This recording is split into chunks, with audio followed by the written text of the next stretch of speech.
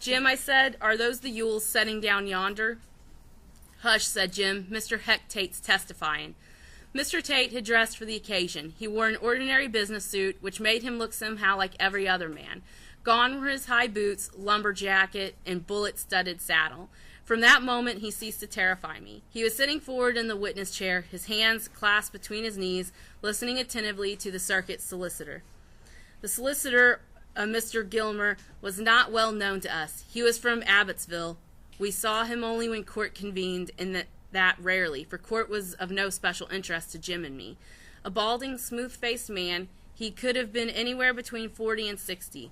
Although his back was to us, we knew he had a slight cast in one eye, one of his eyes, which he used to his advantage. He seemed to be looking at a person when he was actually doing nothing of the kind. Thus he was hell on juries and witnesses. The jury, thinking themselves under close scrutiny, paid attention. So did the witnesses, thinking likewise. In your own words, Mr. Tate, Mr. Gilmer was saying. Well, said Mr. Tate, touching his glasses and speaking to his knees, I was called. Could you say it to the jury, Mr. Tate? Thank you. Who called you? Mr. Tate said, I was fetched by Mr. Bob Yule yonder one night. What night, sir? Mr. Tate said, it was the night of November 21st.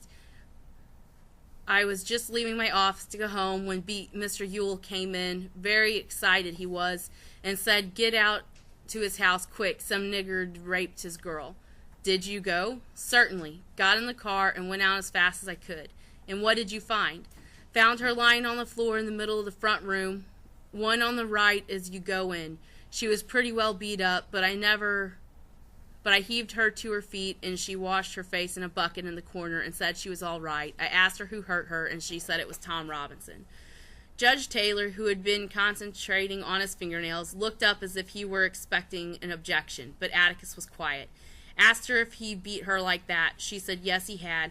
Asked her if he took advantage of her, and she said yes, he did. So I went down to Robinson's house and brought him back. She identified him as the one, so I took him in. That's all there was to it. Thank you, said Mr. Gilmer.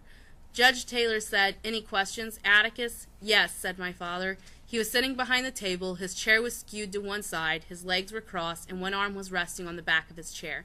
Did you call a doctor, Sheriff? Did anybody call a doctor? Asked Atticus. No, sir, said Mr. Tate. Didn't call a doctor? No, sir, repeated Mr. Tate. Why not? There was an edge to Atticus' voice. Well, I can tell you why I didn't. It wasn't necessary, Mr. Finch. She was mighty banged up. Something sure happened. It was obvious. All right, so I'm going to stop a second. So hopefully you guys have your notes out. If not, you might want to grab those out. I want you to think about this. Why might Atticus be asking this question? You could put this under your analysis section. So why is Atticus asking if a doctor was called or not? Jarrett? She was all beaten up and stuff. That there could have been something wrong with it. And that means that, like, they were probably, like in on the whole deal. Okay, so it's a possibility that... They don't want to publicize it. They just want to get him in trouble. Okay. Emily? Well, she could have, like, had some kind of disease. Okay, so they have what's called a rape kit, right? I'll probably have to do some research. I don't know if they still had that during this time period. But a doctor would have been able to examine her physically to see if she was sexually assaulted. So if a doctor wasn't called, what are they just having to go off of? What the girl said. What the girl said, what Mr. Yule said, and what Mr. Tate saw when he arrived, which was physical abuse, but maybe not necessarily sexual. So we don't know. Cheyenne? My confusion is the guy was excited about this. Well, I think he didn't mean excited as in, oh boy. I think he just meant he had been sort of, excitable. So he was really eccentric. Yeah, usually it's meant in sort of a positive way, but I don't think that that's what Mr. Tate meant. I think he just meant that he was not composed. He was frantic, I think, is probably what he meant this time. Okay. All right, guys, let's go ahead and keep going. So what? I'm kind of confused what we were put in the house section. Alright, so let's continue. Why not? There was an edge to Atticus' voice. Well, I can tell you why I didn't. It wasn't necessary, Mr. Finch. She was mighty banged up. Something sure happened. It was obvious. But you didn't call a doctor. While you were there, did anyone send for one? Fetch one? Carry her to one? No, sir. Judge Taylor broke in. He's answered the question 3 times, Atticus. He didn't call a doctor. Atticus said, I just wanted to make sure, Judge, and the judge smiled. Jim's hand, which was resting on the balcony rail, tightened around it. He drew in his breath suddenly. Glancing below, I saw no corresponding reaction and wondered if Jim was trying to be dramatic. Dill was watching peacefully, and so was Reverend Skies beside him. What is it? I whispered, and got a terse shh. Sheriff, Atticus was saying, you say she was mighty banged up. In what way? Well, just describe her injuries, heck. Well, she was beaten around the head. There was already bruises coming on her arms, and it happened about 30 minutes before. How do you know? Mr. Tate grinned. Sorry, that's what they said. Anyway, she was pretty bruised up when I got there, and she had a black eye coming. Which eye? Mr. Tate blinked and ran his hand through his hair. Let's see, he said softly. Then he looked at Atticus as if he considered the question childish. Can't you remember? Atticus asked. Mr. Tate pointed to an invisible person 5 inches in front of him and said, her left. Wait a minute, Sheriff, said Atticus. Was it her left facing you, or her left looking the same way as you were? Mr. Tate said, oh yes, that'd make it her right. It was her right eye, Mr. Finch. I remember now. She was bunged up on that side of her face. Mr. Tate blinked again, as if something had suddenly been made plain to him. Then he turned his head and looked around at Tom Robinson. As if by instinct, Tom Robinson raised his head. Something had been made plain to Atticus also, and it brought him to his feet. Sheriff, please repeat what you said. It was her right eye, I said. No, Atticus walked to the court reporter's desk and bent down to the furiously scribbling hand. It stopped, flipped back the shorthand pad, and the court reporter said, Mr. Finch, I remember now she was bunged up on that side of the face. Atticus looked up at Mr. Tate. Which side again, heck? The right side, Mr. Finch, but she had more bruises. You want to hear about them? Atticus seemed to be bordering on another question, and he thought better of it and said, yes, what were her other injuries? As Mr. Tate answered, Atticus turned and looked at Tom Robinson as if to say this was something they hadn't bargained for. Her arms were bruised, and she showed me her neck. There were definitely finger marks on her gullet, all around her throat, at the back of her neck. I'd say they were all around, Mr. Finch. You would? Yes, sir. She had a small throat. Anybody could have reached around it with. Just answer the question yes or no, please, Sheriff, said Atticus dryly, and Mr. Tate fell silent. Atticus sat down and nodded to the circuit solicitor, who shook his head at the judge, who nodded to Mr. Tate, who rose stiffly and stepped down from the witness stand. Below us, heads turned, feet scraped the floor, babies were shifted to shoulders, and few children scampered out of the courtroom. The negatives behind us whispered softly among themselves. Dill was asking Reverend Skies what it was all about, but Reverend Sykes said he didn't know. So far, things were utterly dull. Nobody had thundered, there were no arguments between opposing counsel, there was no drama. A grave disappointment to all present, it seemed. Atticus was proceeding amiably as if he were involved in a title dispute. With his infinite capacity for calming turbulent seas, he could make a rape case as dry as a sermon. Gone was the terror in the mind of stale whiskey and barnyard smells, of sleepy-eyed, sullen men, of a husky voice calling in the night, Mr. Finch, they gone? Our nightmare had gone with daylight. Everything would come out all right. All the spectators were as relaxed as Judge Taylor, except Jim. His mouth was twisted into a purposeful half-grin, and his eyes happy about, and he said something about corroborating evidence, which made me sure he was showing off. Robert E. Lee Ewell. In answer to the clerk's booming voice, a little bantam cock of a man rose and strutted to the stand, the back of his neck reddening at the sound of his name. When he turned around to take the oath, he saw that his face was as red as his neck. We also saw no resemblance to his namesake. A shock of wispy, new-washed hair stood up from his forehead. His nose was thin, pointed, and shiny. He had no chin to speak of. It seemed to be part of his crepey neck. So help me God, he crowed. Every town the size of Macomb had families like the Ewells. No economic fluctuation changed their status. People like the Ewells lived as guests of the county in prosperity as well as the depths of a depression. No truant officers could keep their numerous offspring in school. No public health officer could free them from congenital defects, various worms, and the diseases indigenous to filthy surroundings. Macomb's Yules lived behind the town garbage dump in which was once a Negro cabin. The cabin's plank walls were supplemented with sheets of corrugated iron, its roof shingled with tin cans hammered flat so only its general shape suggested its original design. Square with 4 tiny rooms opening onto a shotgun hall, the cabin rested uneasily upon 4 irregular lumps of limestone. Its windows were merely open spaces in the walls, which in the summertime were covered with greasy strips of cheesecloth to keep out the varmints that feasted on Macomb's refuse. The varmints had a lean time of it, for the Yules gave the dump a thorough gleaning every day, and the fruits of their industry, those that were not eaten, made the plot of ground around the cabin look like the playhouse of an insane child. What passed for a fence was bits of tree limbs, broomsticks, and tool shafts, all tipped with rusty hammered heads, snaggle-toothed rake heads, shovels, axes, and grubbing hoes, held on with pieces of barbed wire. Enclosed by this barricade was a dirty yard containing the remains of a Model T Ford on blocks, a discarded dentist's chair, an ancient icebox, plus lesser items, old shoes, worn-out table radios, picture frames, and fruit jars, under which scrawny orange chickens pecked hopefully. One corner of the yard, though, bewildered Macomb. Against the fence, in a line, were 6 chipped enamel slop jars holding brilliant red gardenias, cared for as tenderly as if they belonged to Miss Maudie Atkinson. Had Miss Maudie designed to permit a geranium on her premise. People said they were Mayella Yules. Nobody was quite sure how many children were on the place. Some people said 6, others said 9.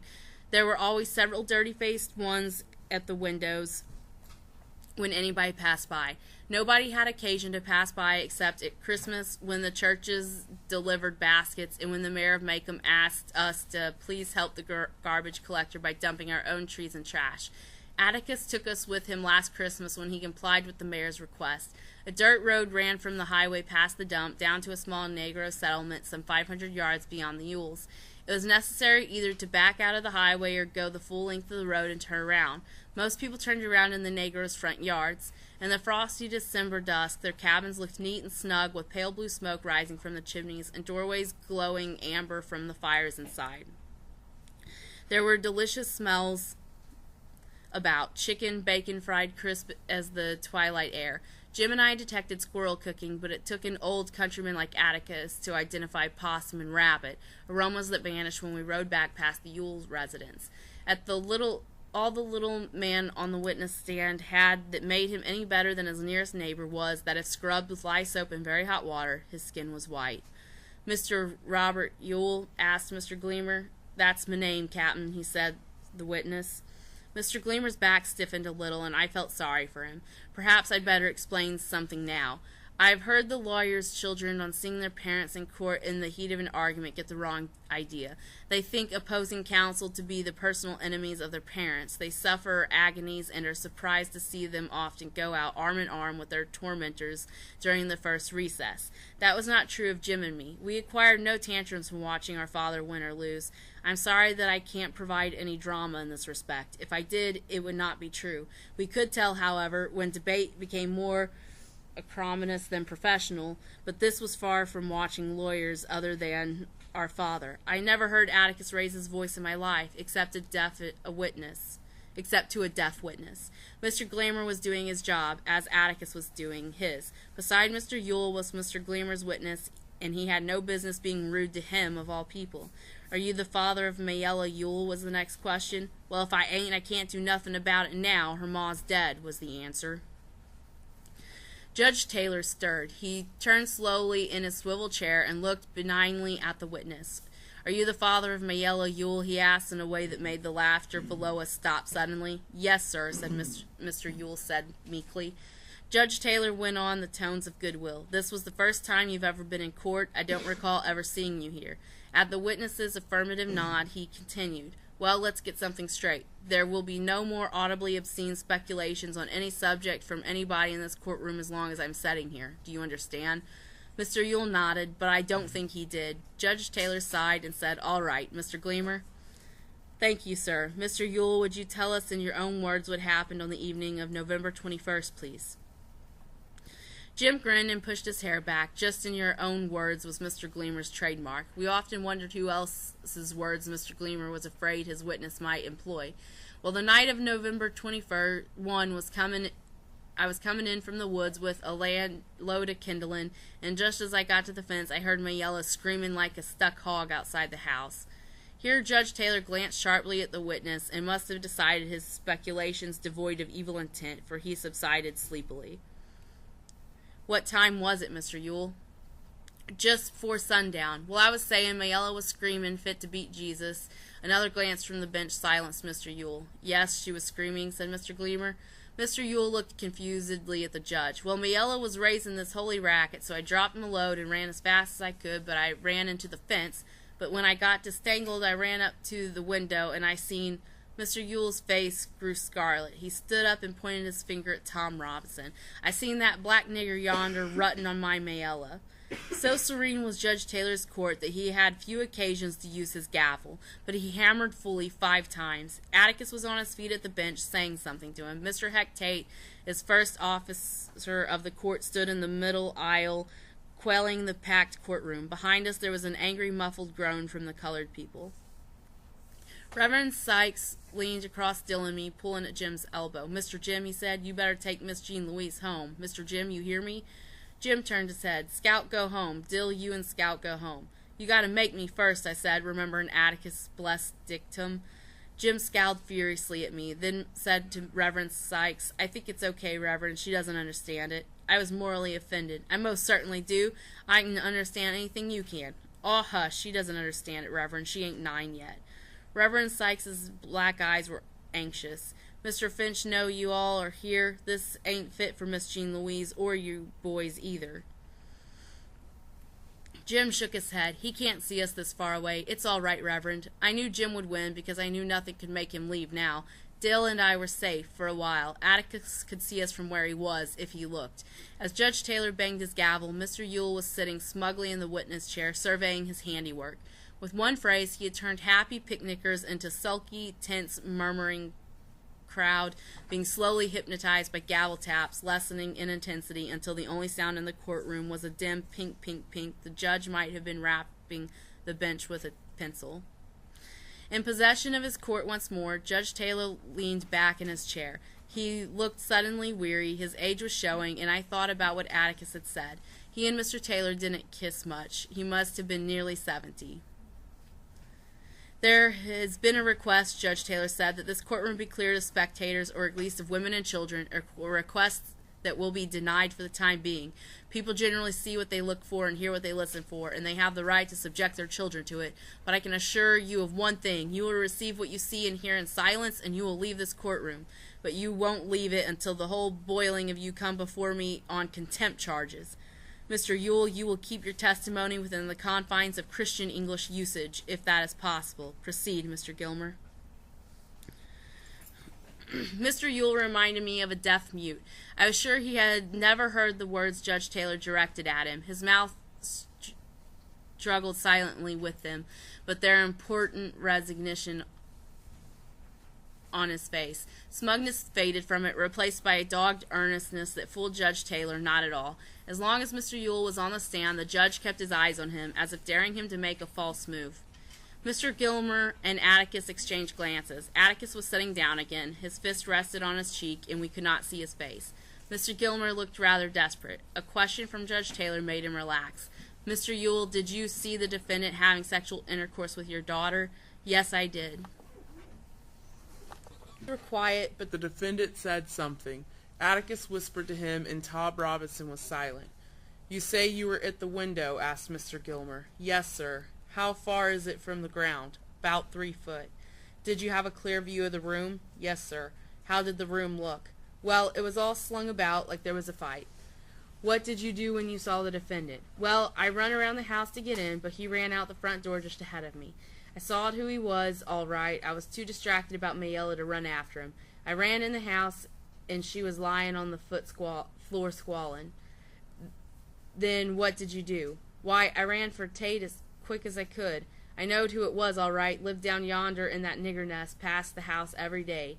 Judge, I asked this county for 15 years to clean out that nest down yonder. They're dangerous to live around, sides diluting my property. Thank you, Mr. Yule. It's devaluing, sorry, in a very thick southern accent, my property. Thank you, Mr. Yule, said Mr. Gilmer hurriedly. The witness made a hasty descent from the stand and ran smack into Atticus, who had risen to question him. Judge Taylor permitted the court to laugh. Just a minute, sir, said Atticus genially. Could I ask you a question or two? Mr. Yule backed up into the witness chair, settled himself, and regarded Atticus with haughty suspicion, an expression common to Macomb County witnesses when confronted by opposing counsel. Mr. Yule, Atticus began, folks were doing a lot of running that night. Let's see, you say you ran to the house, you ran to the window, you ran inside, you ran to Mayella, you ran for Mr. Tate. Did you, during all this running, run for a doctor? Wasn't no need to. I seen what happened. But there's one thing I don't understand, said Atticus. Weren't you concerned with Mayella's condition? I most positively was, said Mr. Yule. I see who done it. No, I mean her physical condition. Did you not think the nature of her injuries warranted immediate medical attention? What?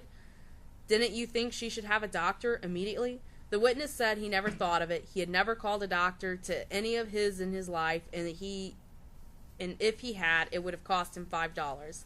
That all? He asked. Not quite, said Atticus casually. Mr. Yule, you heard the sheriff's testimony, didn't you? How's that? You were in the courtroom when Mr. Heck Tate was on the stand, weren't you? You heard everything he said, didn't you? Mr. Yule considered the matter carefully and seemed to decide the question was safe. Yes, he said. Do you agree with his description of Mayella's injuries? How's that? Atticus looked around at Mr. Gilmer and smiled. Mr. Yule seemed determined not to give the defense the time of day. Mr. Tate testified that her right eye was blackened, that she was beaten around the... Oh, yeah, said the witness. I hold with everything Tate said. You do? Asked Atticus mildly. I just want to make sure. He went to the court reporter, said something, and the reporter entertained us for some minutes by reading Mr. Tate's testimony as if it were stock market quotations. Which eye, her left... Oh, yes, that'd make it her right. It was her right eye, Mr. Finch. I remember now she was bunged... He flipped the page. Up on that side of the face. Sheriff, please repeat what you said. It was her right eye, I said. Thank you, Bert, said Atticus. You heard it again, Mr. Yule. Do you have anything to add to it? Do you agree with the sheriff? I holds with Tate. Her eye was blackened and she was mighty beat up. The little man seemed to have forgotten his previous humiliation from the bench. It was becoming evident that he thought Atticus an easy match. He seemed to grow ruddy again. His chest swelled, and once more he was a red little rooster. I thought he'd burst his shirt at Atticus' next question. Mr. Yule, can you read and write? Mr. Gilmer interrupted. Objection, he said. Can't see what witness's literacy has to do with the case. Irrelevant and immaterial. Judge Taylor was about to speak, but Atticus said, Judge, if you'll allow the question, plus another one, you'll soon see. All right, let's see, said Judge Taylor, but make sure we see, Atticus. Overruled. Mr. Gilmer seemed as curious as the rest of us as to what bearing the state of Mr. Yule's education had on the case. Yeah. Will you write your name and show us? I most positively will. How do you think I signed my relief checks? Mr. Yule was endearing himself to his fellow citizens. The whispers and chuckles below us probably had to do with what a card he was. I was becoming nervous. Atticus seemed to know what he was doing, but it seemed to me that he had gone frog-sticking without a light. Never, never, on cross-examination, ask a witness a question you don't already know the answer to, was a tenet I absorbed with my baby foot. Do it, and you'll often get an answer you don't want, an answer that might wreck your case. Atticus was reaching into the inside pocket of his coat. He drew out an envelope, then reached into his vest pocket and unclipped his fountain pen.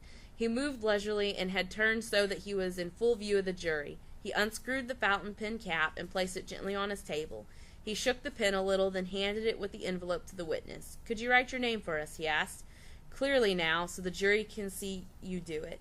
Mr. Yule wrote on the back of the envelope and looked up complacently to see Judge Taylor staring at him as if he were some fragrant gardenia in full bloom on the witness stand.